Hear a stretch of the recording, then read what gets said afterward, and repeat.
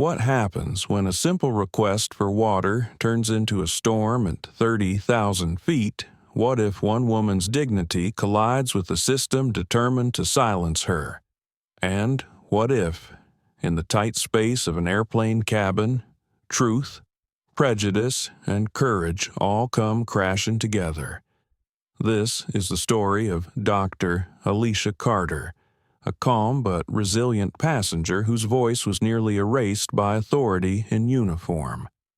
It began with silence, escalated with injustice, and ended with the entire cabin forced to choose a side. Some turned away, some lashed out, but others stood up, breaking through fear to defend what was right. Why was Alisha targeted? Why did a flight attendant's words weigh heavier than truth? And when the plane finally landed, who would history remember the woman silenced, or the voices that refused to let her be erased? Stay with us as we journey through a story that is not just about one flight, but about justice, dignity, and the courage to resist. If this story speaks to you, don't forget to like, share, and subscribe. Let's dive into what really happened that night in the sky. The night air at Hartsfield-Jackson Atlanta International Airport was unusually still. Airplanes gleamed under the floodlights, their engines humming with the usual rhythm of departures and arrivals. Passengers inside the terminal scrolled their phones or sipped coffee, oblivious to what was about to unfold on the runway outside. On Runway 27, a scene that seemed impossible in modern aviation history was taking place.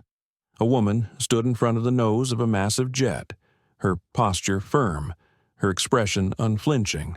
Her name was Dr. Alisha Carter, a respected psychologist, known by colleagues as calm, collected, and deeply empathetic. But tonight, she was no longer just a doctor. She was a figure of defiance, a lone body standing against a machine of steel, power, and indifference. Behind her, dozens of passengers, people who had been strangers only hours earlier, were now linked arm in arm, forming a human chain across the tarmac. Their shadows stretched long across the asphalt as airport lights flickered against their determined faces. Phones were raised in shaky hands. Live streams broadcasted the standoff in real time. On social media, hashtags erupted like wildfire. Runway standstill. She belongs here. Justice on board. Millions of viewers around the world were watching. And the central question burning across timelines was the same. What could possibly drive a woman, a doctor, a professional, a quiet soul, to risk everything by shutting down an airport runway? The camera zoomed in on Alicia's face. Sweat glistened on her forehead, not from fear, but from the sheer heat of the moment. The rumble of the plane's engines vibrated through the ground, yet she did not move. Her arms trembled slightly, but her feet were planted firmly, as if rooted into the asphalt. She raised her phone. Her voice, steady but raw with conviction, cut through the roar of the engines. This is not just about me. This is about every single one of us who's been silenced, disrespected, or told we don't belong. I will not move. Not this time. The words rippled through the chain of passengers. Some clutched hands tighter. Others shouted back words of encouragement. We're with you. Alisha, stand strong from the cockpit. The pilots exchanged anxious glances. Their radios buzzed with urgent voices from air traffic control. Security vehicles circled at a distance, lights flashing, but no one dared to break through the wall of people. The image was too powerful, too fragile. Any sudden move could spark chaos.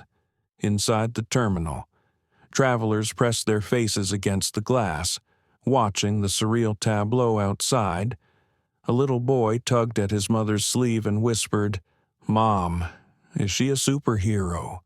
But heroes don't simply appear in moments of glory.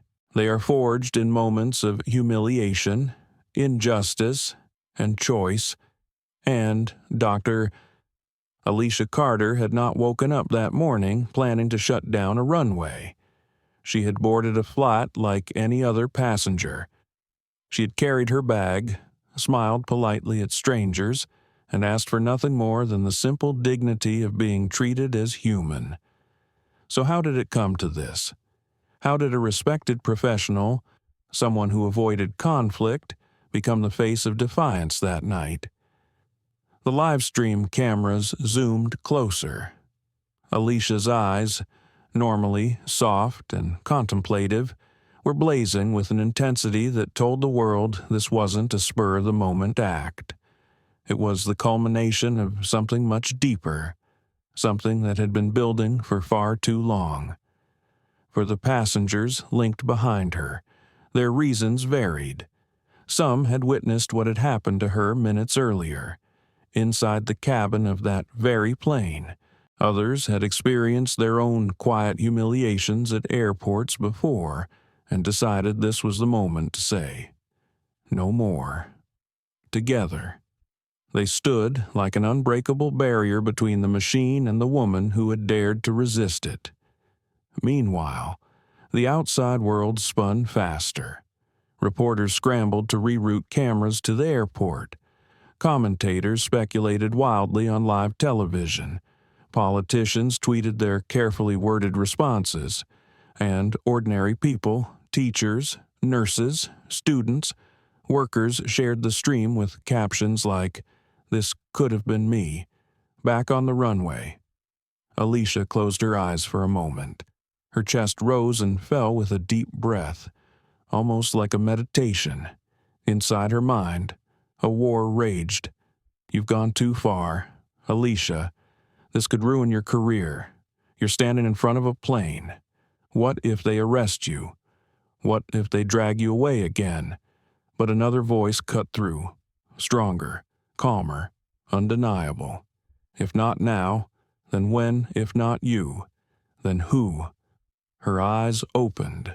She took another step forward, closer to the plane, daring it to challenge her. Behind her, the human chain tightened.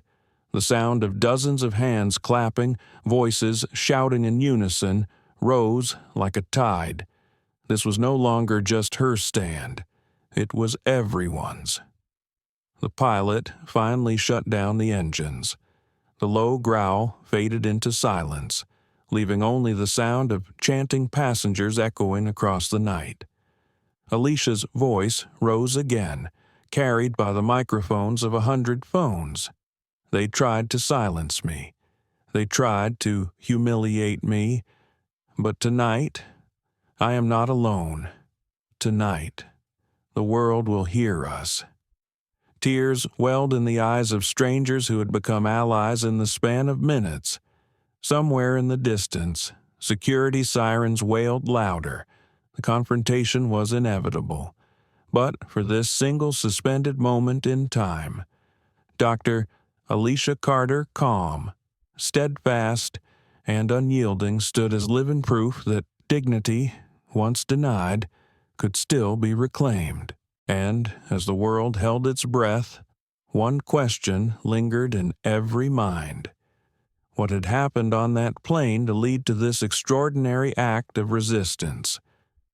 The answer lay not on the runway, but back inside the cabin, hours earlier, when the first small insult lit a spark that would soon ignite into a fire no one could contain. Hours before the runway standoff, before the chanting and the cameras and the millions of eyes watching, Dr. Alisha Carter was just another passenger boarding Flight 482 bound for Atlanta. She was tired but relieved, carrying the quiet satisfaction of a woman who had spent the week pouring her heart and mind into helping others. Alisha had been in New York for a conference on mental health in underserved communities. It was a subject close to her heart, one that consumed her days and often her nights. On stage, she had delivered a keynote that earned a standing ovation. Her voice, both gentle and unshakable, as she spoke about the hidden weight carried by those who live in silence. Now, with her work done, all she wanted was to get home to Atlanta, to her modest apartment with books stacked against the wall and the scent of lavender that greeted her when she opened the door. The terminal buzzed with the usual noise of travel. Rolling suitcases clicked across the floor, announcements echoed overhead, and hurried footsteps created an endless rhythm. Alisha, dressed in a simple navy blazer and slacks, clutched her boarding pass as she waited in line. She adjusted her carry-on bag, the kind of bag that had traveled with her to dozens of cities but always seemed to hold more than it should. When the boarding gate agent called for first-class passengers, Alisha stepped forward. She had splurged on the seat this time, not because she was wealthy, but because after weeks of sleepless nights preparing her research, she had promised herself a small comfort, a quiet place to rest her mind before returning to the work waiting for her at home. As she entered the cabin, she smiled politely at the flight attendants. Most barely returned the smile, their eyes flicking past her. One in particular, a tall blonde woman with a clipped tone and sharp movements, gave her a quick glance and then turned back to stacking trays. Her name tag read Rebecca. Alisha tucked the observation away quietly, not wanting to assign meaning too quickly. She had learned over the years to balance between giving people the benefit of the doubt and protecting herself from the sting of assumptions. She found her seat by the window, seat 2A. She carefully placed her bag in the overhead bin, tucking the strap so it would not dangle out. Sliding into her seat, she let out a breath she had not realized she was holding. For a moment, there was peace. Through the window, the late afternoon sun painted the tarmac gold. She thought about her patients waiting for her next week, about the stories they carried. She thought about her mother's voice over the phone, warm and proud after the conference. She thought about the silence she would finally have tonight, the chance to recharge. A man in a gray suit took the seat beside her. He gave her a quick nod, pulled out his phone, and began typing furiously. The faint glow lit his face, his brows furrowed. Alisha glanced at him briefly before turning back to her window. She was used to this kind of neighbor, travelers consumed by business, hardly noticing the people beside them. It did not bother her. Solitude, even in a crowd, had long been her companion. The boarding process dragged on. Passengers shuffled down the aisle, storing bags and squeezing past each other. Voices mingled with the overhead announcements. Alisha sat quietly, her hands folded in her lap, her eyes drifting to the empty plastic cup holder by her armrest. She felt thirsty. It had been a long day, and her throat was dry from talking. When Rebecca passed by to check seat belts, Alisha lifted her eyes and said softly, "Excuse me. May I please have a glass of water when you have a moment?" The flight attendant paused, her expression tightening ever so slightly. Then, without a word, she moved on. Alisha sat back, blinking at the indifference. She told herself not to take it personally. Maybe Rebecca was busy. Maybe she had not heard clearly. But the truth was, Alisha had seen that look before. The subtle dismissal, the silent calculation of who was worth responding to and who could wait. Minutes later, Rebecca returned carrying drinks on a tray. She leaned toward the man in the gray suit, her smile suddenly warm and professional. "Would you like a glass of wine before takeoff?" she asked.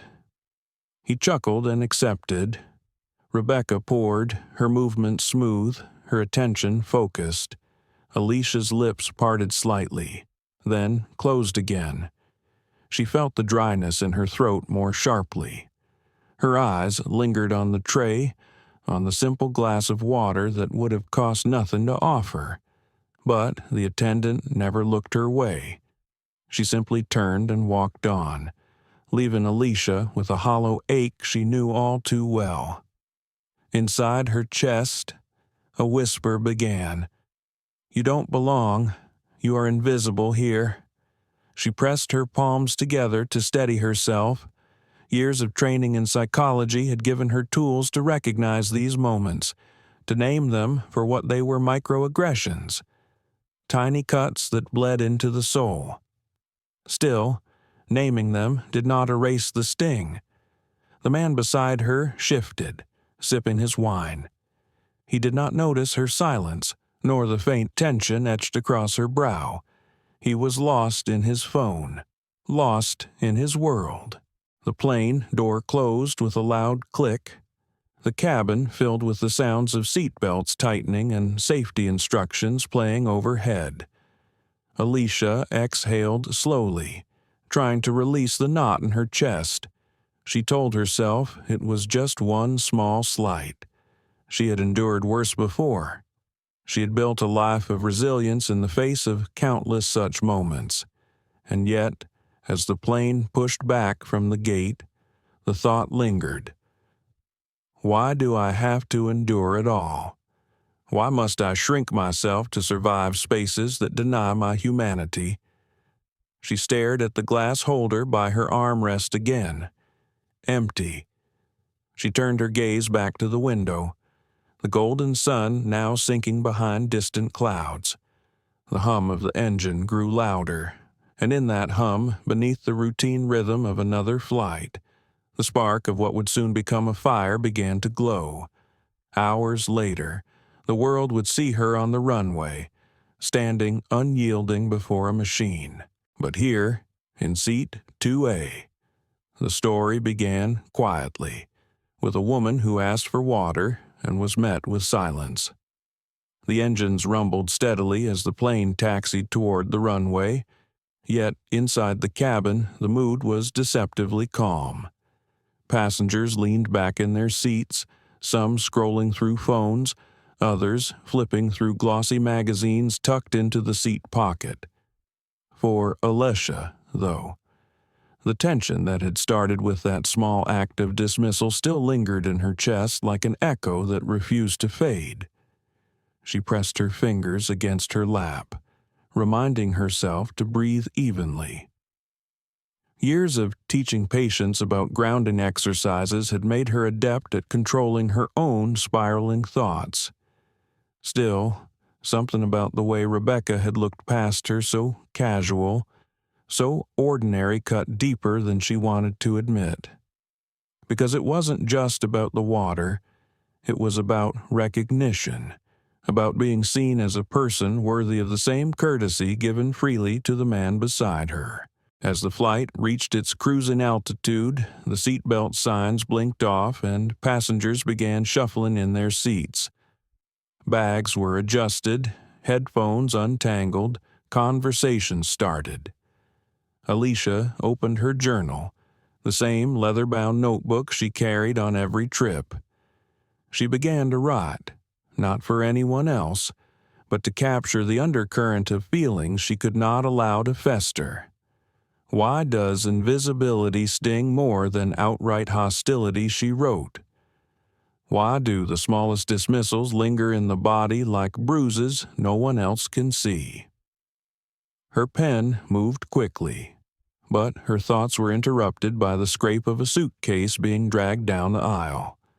She glanced up to see a middle-aged man with thinning hair struggling to stuff an oversized roller bag into the overhead bin above her row. His voice rose in frustration as he muttered, "Why do people always hog space with their junk?" Alisha looked up fully, startled by the volume. The bag he was gesturing toward was hers. She had placed it neatly at the start of boarding, the only item she carried on. The man tugged at it roughly, jostling the bag until the strap slipped loose. "That's my bag," Alisha said, her voice steady but polite. The man turned, his eyes narrowing. "Yeah, well, it's taking up the whole bin. Don't you people know how to share?" For a second, the words hung in the air, sharp and unmistakable. "Don't you people?" The phrase landed with the weight of a stone.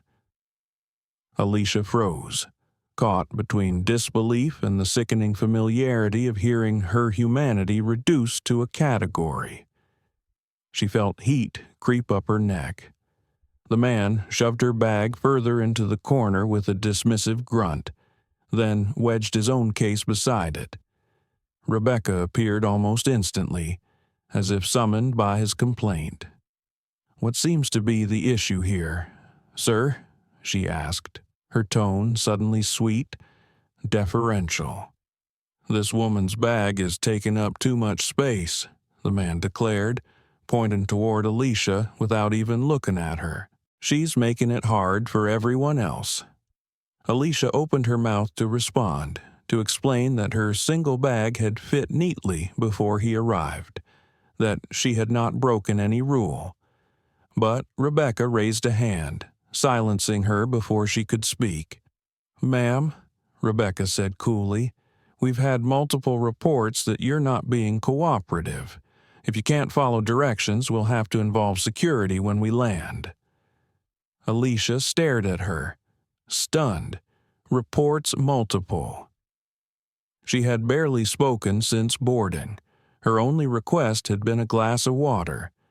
The accusation was so absurd it was almost laughable, except nothing in Rebecca's expression suggested she was joking. Around them, passengers shifted uncomfortably in their seats. Some avoided eye contact, burying their faces in books or phones. Others glanced at Alisha with thinly veiled judgment, as if the mere fact that an attendant had scolded her was proof enough of guilt. The man in the gray suit beside her leaned slightly away, distancing himself as though proximity alone might implicate him. Alicia's chest tightened. She could feel the familiar weight of humiliation settling onto her shoulders, heavier with each passing second. In that moment, she thought of her mother, who had once warned her, "In some spaces, you will be blamed simply for existing." She had nodded at the time, believing she understood. Now, here she was, living the truth of those words yet again. She swallowed, forcing herself to respond with calm even though her heart was pounding. "I placed my bag properly when I boarded. I haven't broken any rules." Rebecca's lips curved into a thin smile. "Ma'am, please lower your voice." Her voice had not been raised. Still, the words carried their own power, framing her as disruptive, difficult, loud. It was a script she had seen play out countless times in society, one designed to strip her of credibility before she could even defend herself. Alicia's hands trembled slightly as she closed her journal. Inside, her mind was a storm. Should she stay silent, let it pass, protect herself from escalation, or should she push back, assert the truth, risk the consequences of being labeled uncooperative? She thought of the conference in New York, of the patients she had spoken for, the ones who carried invisible burdens. She thought of her own vow to live authentically, to never again shrink into silence just to make others comfortable.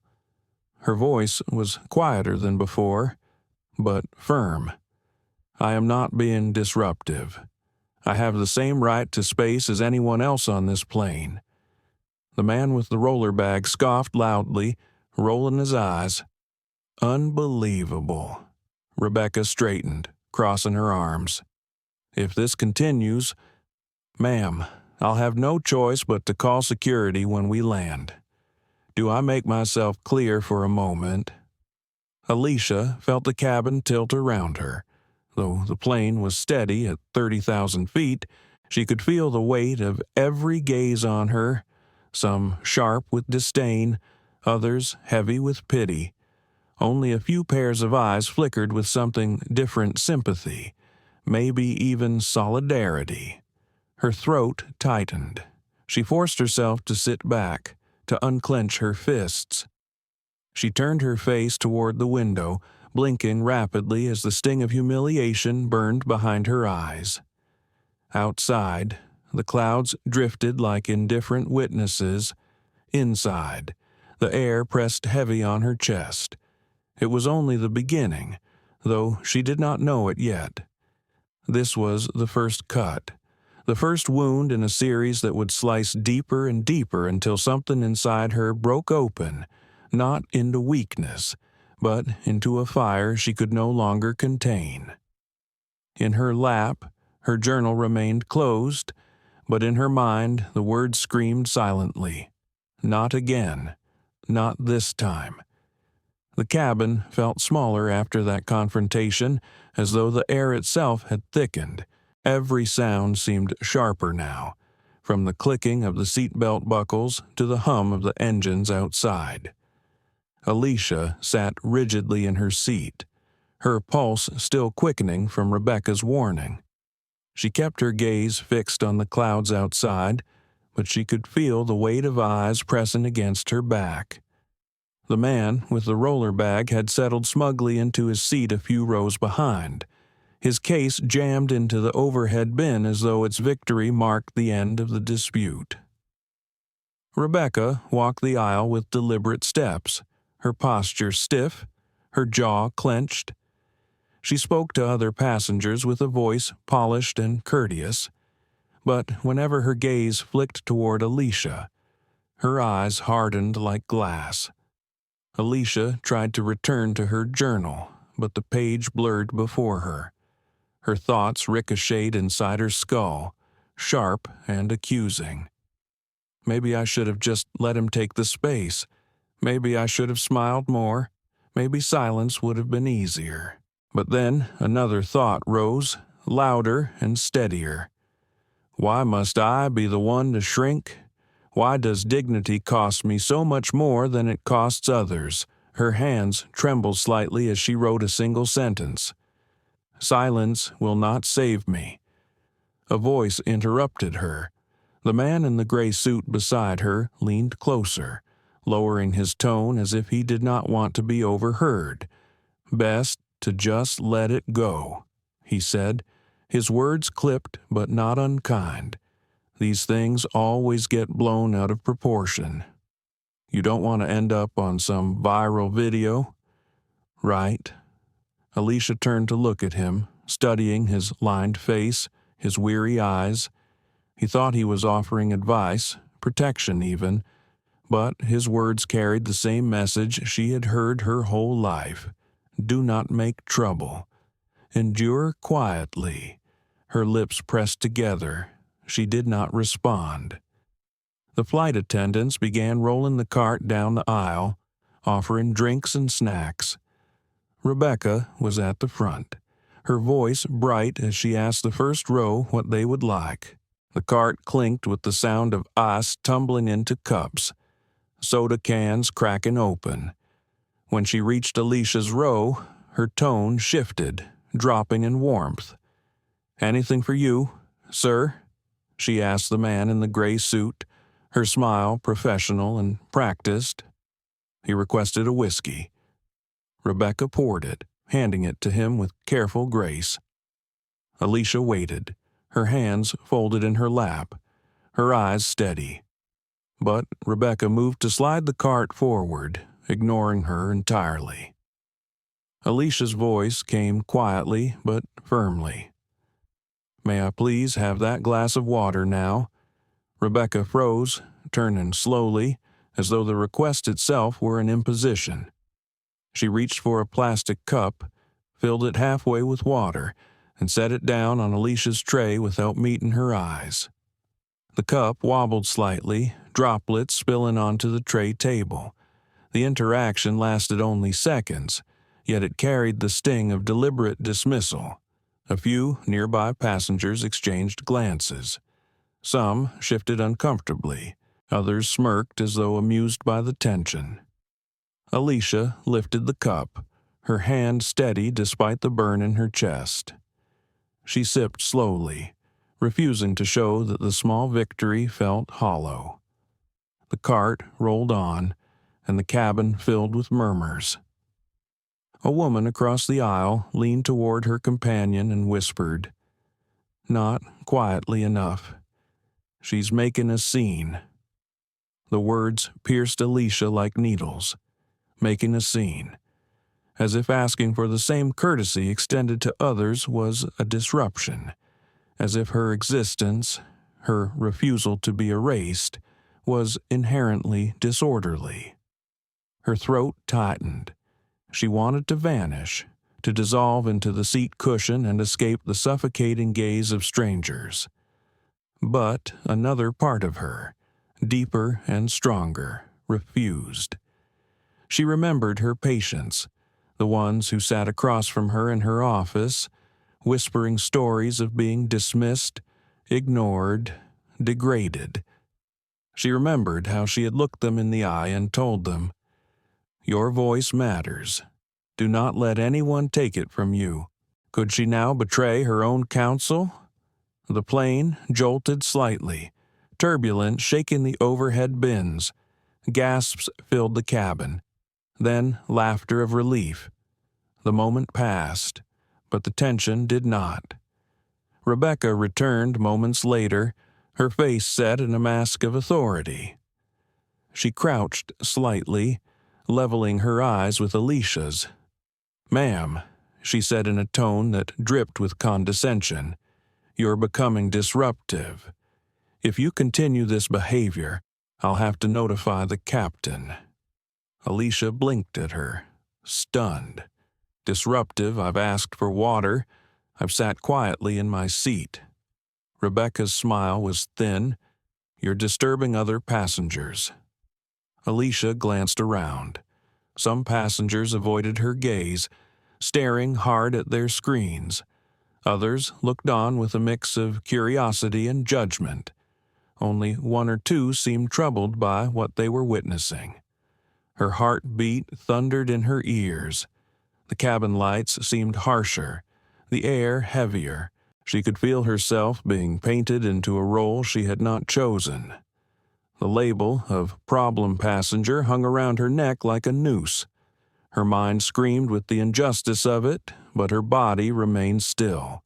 Years of composure, of being taught to stay calm in the face of provocation, held her steady. Inside, though, a war raged. Part of her whispered, "Keep your head down. Let it pass. You cannot win against a system designed to silence you." But another voice, the voice that had carried her through years of struggle and triumph, thundered, "If you let them erase you now, they will erase you forever." She sat straighter, her eyes locked on Rebecca's. "I'm not disturbing anyone. I've followed every rule on this flight. I will not be silenced." A murmur rippled through the cabin. The tension was no longer confined to one row. It was spreading, infecting the air like static before a storm. Rebecca's smile faltered, but only for a moment. She rose briskly, her voice sharp as she announced to her colleague, "We may need assistance here." Alisha felt the blood drain from her face. Assistance. She knew what that meant. She had seen the news stories, the videos of passengers dragged down aisles, humiliated in front of cameras. Fear clawed at her chest, but beneath it, something else burned hotter. Resolve. She would not be another silent casualty of prejudice disguised as procedure. She closed her eyes for a brief second, inhaling deeply. When she opened them, her gaze was steady, her posture unyielding. Whatever was coming next, She would face it head on, and somewhere deep in her spirit, she knew this was only the beginning of a confrontation that would push her and everyone around her far beyond the safety of silence. The announcement hung in the air like a thundercloud. Assistance. The single word rippled through the cabin, shifting the energy instantly. A hush fell, punctuated by the hum of the engines and the faint creak of leather seats as passengers shifted nervously. Alisha sat perfectly still, her hands folded in her lap, her eyes steady. She could feel her heart drumming inside her chest, but she refused to let her fear show. She had spent her life teaching others how to face invisible wounds, how to push back against the voices that tried to diminish them, and now she found herself in the same crucible. Rebecca disappeared toward the front of the plane, her heels clicking on the narrow aisle floor. The man in the gray suit beside Alisha cleared his throat. He did not look at her directly, but muttered, "This is getting serious. Maybe just let it go." Alisha did not respond. Let it go. She had been told those words so many times in her life that they had become a refrain, a lullaby meant to soothe others' discomfort rather than her own. A few rows behind, the middle-aged man with the roller bag leaned into the aisle and smirked. "Some people just love attention," he said to no one in particular, loud enough for everyone to hear. A few passengers chuckled softly, the sound like sandpaper against Alicia's skin. But then something shifted. A voice rose from the middle of the cabin, clear and sharp. "That's not fair," a young woman said. She had curly hair pulled back in a bun, her eyes fierce as she looked toward the man. "She hasn't done anything wrong." The cabin stirred, heads turned. The man with the roller bag scoffed, waving a dismissive hand. "Oh, please. You didn't see the way she was acting earlier." "I did," the woman shot back. "She asked for water. That's it." A murmur ran through the rows. Some nodded, others shook their heads. The invisible lines were being drawn. Alisha felt her chest tighten, not just from fear, but from the strange swell of gratitude. Someone had spoken. A stranger had broken the silence. She turned slightly, catching the young woman's eye. For a moment their gazes locked, and in that glance was recognition, solidarity, a lifeline thrown across the suffocating sea of judgment. Rebecca returned, her face set with professional detachment. Behind her trailed another attendant, a younger man with dark hair and a nervous expression. Together they stopped at Alicia's row. "Ma'am," Rebecca began, her voice carrying just enough volume to be overheard by the surrounding passengers. "We've had multiple complaints about your disruptive behavior. If it continues, we'll have no choice but to involve airport security upon landing." Alicia's throat tightened. She wanted to argue, to demand to know where these so-called complaints had come from. But she also knew how easily her words could be twisted. She had seen it happen in boardrooms, in classrooms, in restaurants. A woman raising her voice became aggression. A woman asserting her rights became a threat. Still, she would not bow.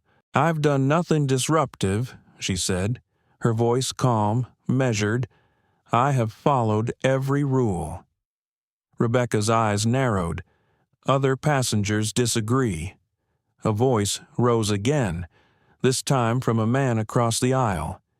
He was older, with salt and pepper hair and a weathered face. "That's not true. I've been watching the whole time. She hasn't done a damn thing wrong." The cabin buzzed with whispers. More passengers turned their heads now, some nodding subtly in agreement, others frowning as though irritated by the growing conflict. Rebecca's jaw tightened, but she did not engage with the man. Instead, she turned her focus back to Alisha. "This is your final warning." Alisha inhaled deeply, steadying her heartbeat. She could feel the storm building inside her, the collision between the instinct to protect herself and the need to defend her dignity. She pressed her palms against her knees, grounding herself, then spoke with quiet resolve. "My presence is not disruptive. My voice is not dangerous. I will not accept false accusations as truth." The young woman with the curly hair clapped once, sharp and defiant. A few others followed, hesitant but audible. The sound was small compared to the roar of engines, yet it was enough to tip the balance of tension in the cabin. Rebecca's face flushed.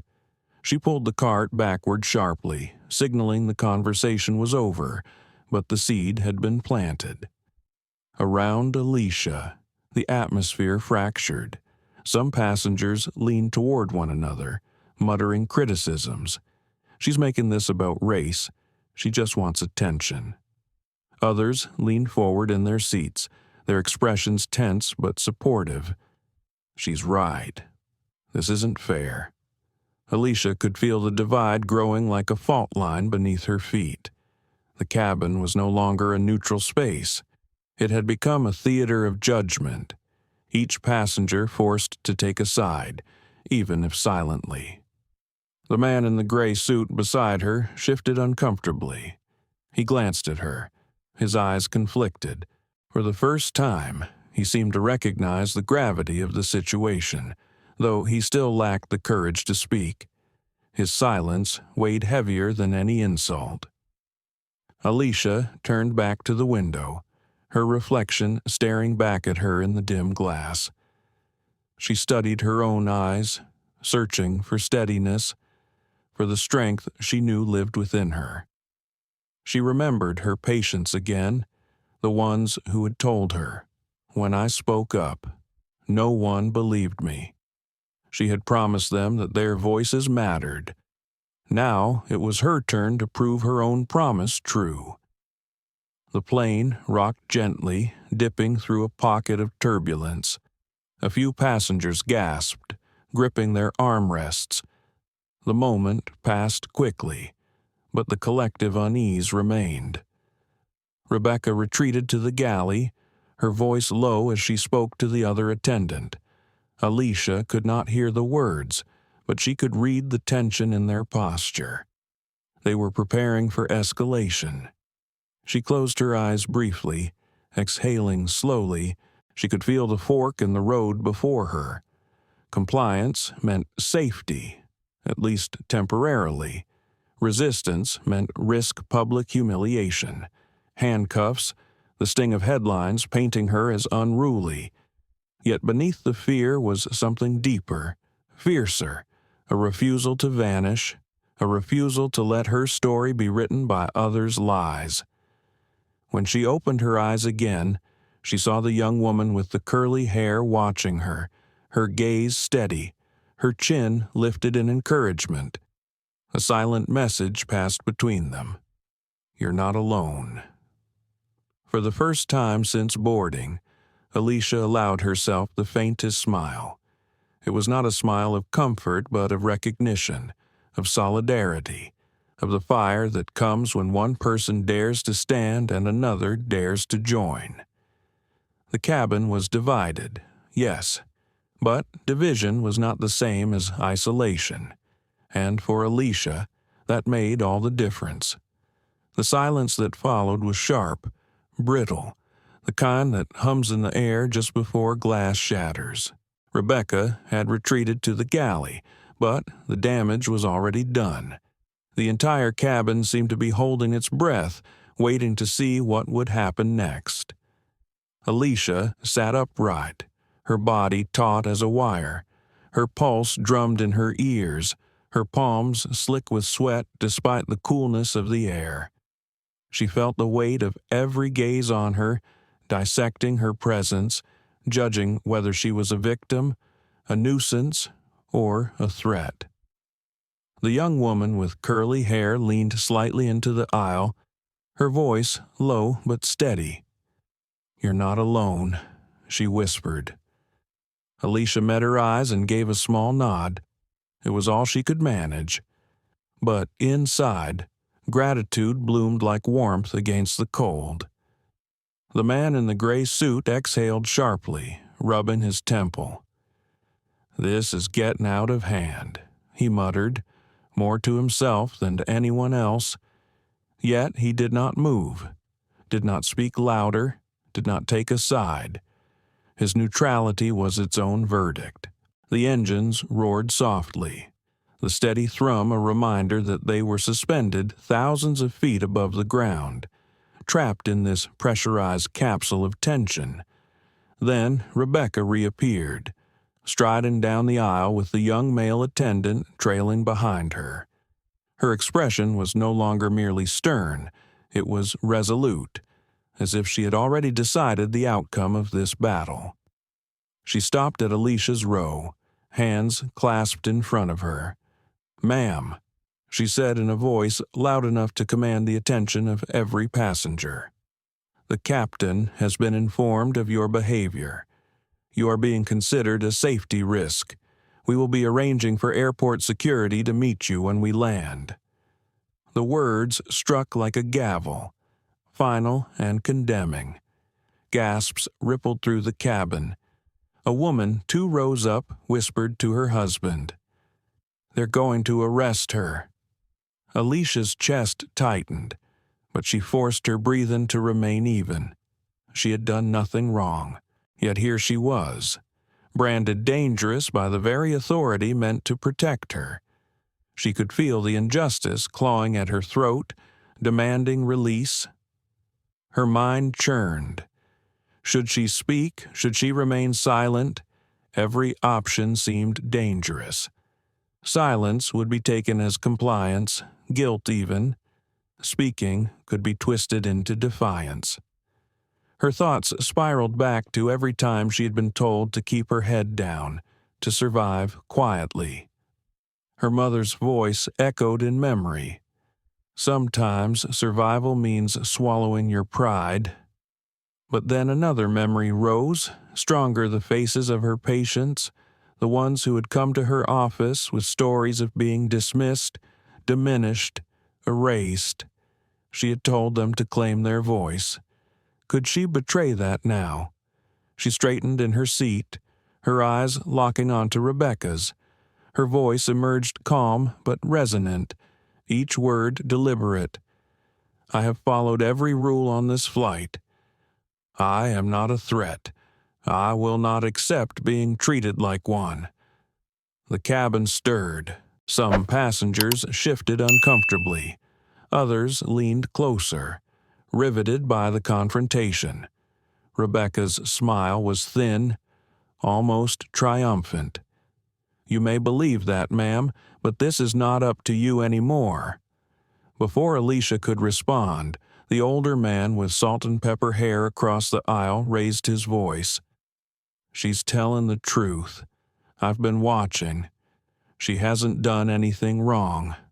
This is harassment." Murmurs broke out around them. The young woman with curly hair chimed in. Louder this time. "Exactly. She's been calm the whole time. You're the one escalating things." Rebecca's face tightened, a flash of irritation breaking through her mask of professionalism. She turned sharply to the younger attendant. "Note their seat numbers," she instructed coldly. "We'll need to file a report." The young man hesitated, his eyes darting between Alisha, the allies speaking up, and Rebecca. His Adam's apple bobbed as he swallowed. "Rebecca," he began softly, "I don't think." But she cut him off with a glare so sharp it silenced him instantly. Alicia's chest swelled with conflicting emotions. Fear twisted in her gut, but so did a strange, rising strength. She could see the cracks in Rebecca's authority, the way her control slipped as passengers began to question her narrative. Still, the danger was real. The word security lingered in the air like a threat, a promise of humiliation waiting at the gate. The man with the roller bag spoke again, his voice mocking. "See, this is what happens when you think the rules don't apply to you." Alisha turned her head, finally meeting his eyes. Her gaze was steady, her tone quiet but unflinching. "The rules apply to me. What you want is for me to disappear." The man's smirk faltered, though he quickly masked it with a scoff.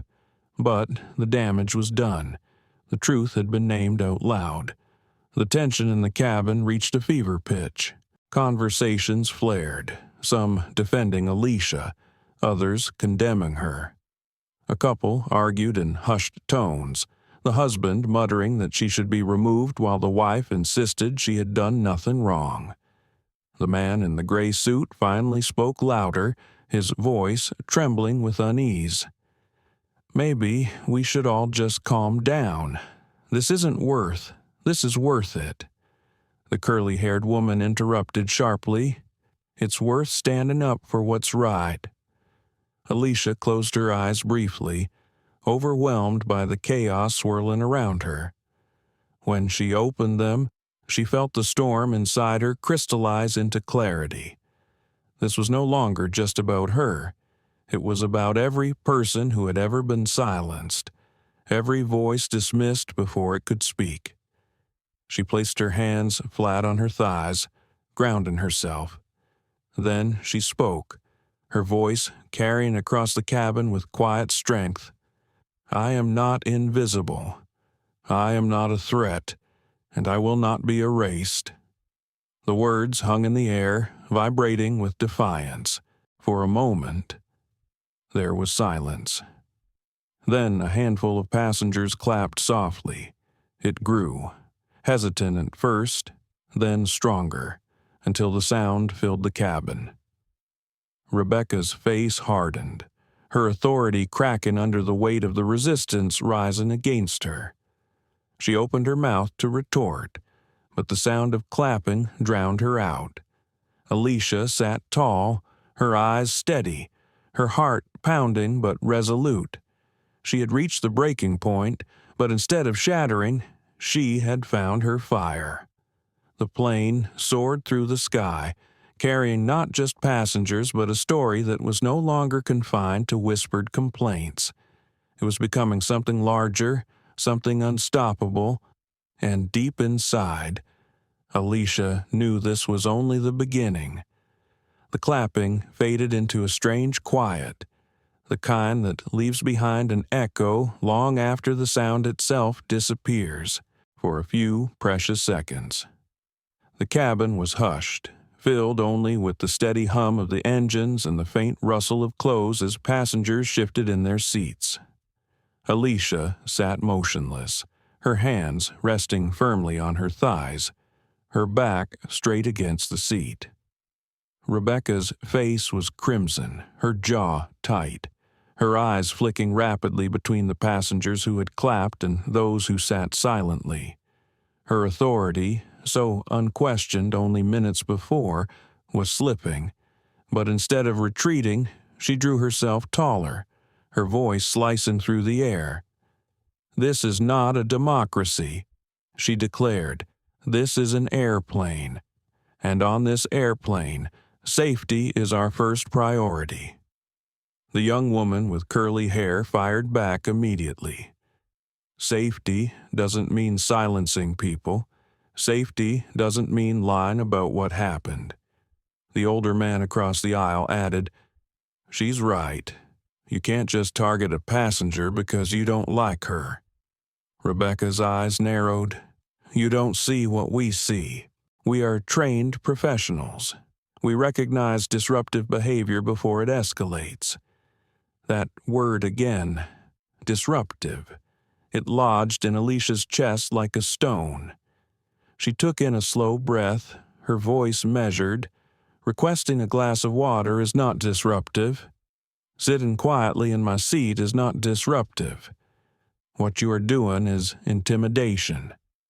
The cabin buzzed with murmurs, some in agreement, others with skepticism. A man 2 rows back leaned into the aisle. "Maybe she should just let it go," he said, his tone dismissive. "We all just want to get to Chicago in peace." Peace for who the curly-haired woman shot back. Peace that comes from ignoring injustice isn't peace at all. It's silence. Her words struck like lightning, electrifying the air. Passengers began speaking more openly now, no longer content to whisper. "She's right," said a middle-aged woman near the window. "I saw what happened. She wasn't treated fairly." A younger man across the aisle muttered, "Oh, give me a break. She's milking this for attention." Voices layered on top of each other, some louder, some quieter, all colliding into a cacophony that turned the cabin into a courtroom without walls. The aisle became the dividing line, one side nodding, clapping, calling out in defense of Alisha, the other rolling their eyes, muttering, dismissing her as dramatic. The man with the roller bag raised his voice above the fray. This is exactly the problem with people today. Always playing the victim card, always looking for something to be offended about. Gasps and groans followed. A woman near the front turned in her seat, glaring at him. "That's not what this is. Don't twist it." Alisha sat in the center of the storm, her heart pounding, her breath steady but shallow. She could feel the weight of expectation pressing against her ribs. Some wanted her to stand taller, to fight louder. Others wanted her to shrink, to vanish, to absolve their discomfort. Her mind raced. Every option felt dangerous. If she raised her voice, she risked proving their accusations. If she stayed silent, she risked erasure. The pressure coiled tighter inside her, threatening to crush her. She closed her eyes for a moment, hearing her own thoughts clashing. One voice whispered, "You're alone. You'll never win this." Another roared back, "You're not alone. You are not invisible." She opened her eyes and spoke, not to Rebecca, not to the man with the roller bag, but to everyone. Her voice was calm, low, but it carried across the cabin like a steady drum beat. "All I've asked for is to be treated with dignity. That's all, nothing more, nothing less. If my presence, if my voice threatens that balance, then perhaps the problem is not me." The cabin fell silent again, every ear straining to hear. Her words settled into the space, undeniable, unshakable. The young woman with curly hair clapped again, this time louder, more deliberate. The older man followed. Soon, others joined. Not everyone, but enough that the sound was impossible to ignore. Rebecca's face hardened. "This behavior cannot continue," she said, though her voice trembled now with cracks of frustration. She turned sharply, walking briskly back toward the galley. The younger male attendant lingered, his eyes conflicted, before following reluctantly. The clapping subsided, replaced once more by hushed murmurs. Alisha sat quietly, her body vibrating with adrenaline. She wanted to exhale, to release the weight pressing on her chest, but she knew it wasn't over. The man in the gray suit finally spoke again, this time louder. "Look, I don't know what's right or wrong here," he said, his tone weary. "But this isn't helping anyone. Fighting on a plane, what do you think is going to happen? They'll land this flight, and we'll all suffer." Alisha turned her head, meeting his eyes. Sometimes suffering in silence is the greater cost. He blinked, caught off guard, his mouth opening and closing as if he wanted to argue but had no words. He sank back into his seat, staring forward. The divide was now etched clearly. Alisha was no longer just a passenger. She was a symbol, unwillingly thrust into a role that magnified every action, every word. Her pulse still raced, but beneath it ran something steadier, stronger, the quiet certainty that she was not as alone as she had feared. She had allies, however scattered, however fragile their voices, and that mattered. Still, the danger lingered. The threat of security waited at the end of the journey like a storm cloud on the horizon. Alisha knew the fight was far from over.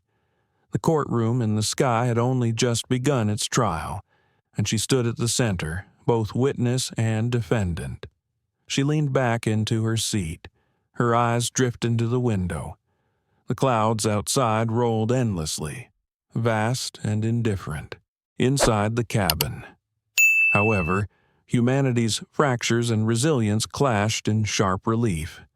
And, as the voices rose again, louder, angrier, more divided, Alisha felt the storm building toward something larger than any of them could yet imagine.